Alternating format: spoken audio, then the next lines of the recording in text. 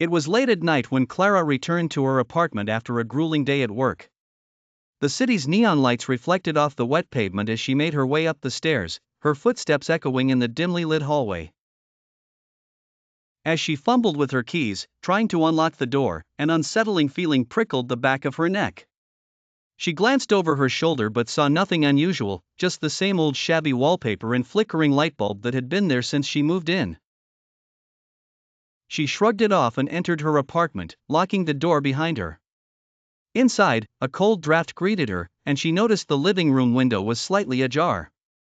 She frowned, certain she had closed it before leaving.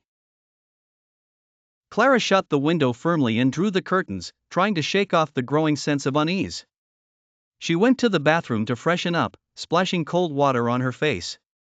When she looked up into the mirror, she saw a shadowy figure standing behind her. Her heart pounded in her chest as she spun around, only to find the bathroom empty.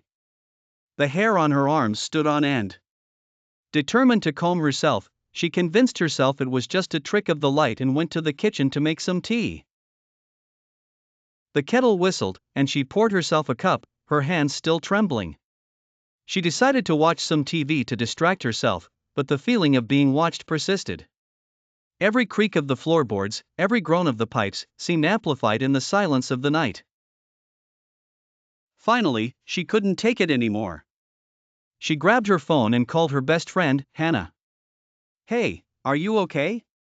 You sound freaked out," Hannah asked, concern evident in her voice.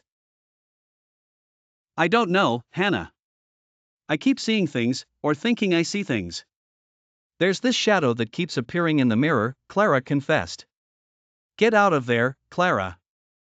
Come stay with me tonight," Hannah insisted. Clara didn't need to be told twice. She packed a small bag and hurried out of the apartment, not bothering to turn off the lights. As she drove to Hannah's place, she couldn't shake the feeling that something was following her. When she finally arrived and Hannah opened the door, Clara broke down, tears streaming down her face.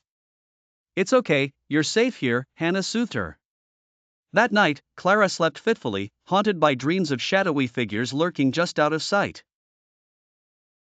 The next morning, she decided to return to her apartment to confront whatever was haunting her. Armed with a flashlight and a newfound resolve, she stepped into the quiet, empty apartment. As she moved from room to room, her heart raced, but she found nothing unusual until she reached the bathroom. The mirror was foggy, and as she wiped it clean, words began to appear, "Leave now." Clara stumbled back, a scream lodged in her throat. She ran from the apartment, vowing never to return. She moved in with Hannah temporarily, but the shadow in the mirror haunted her dreams, a relentless reminder of the terror she had left behind.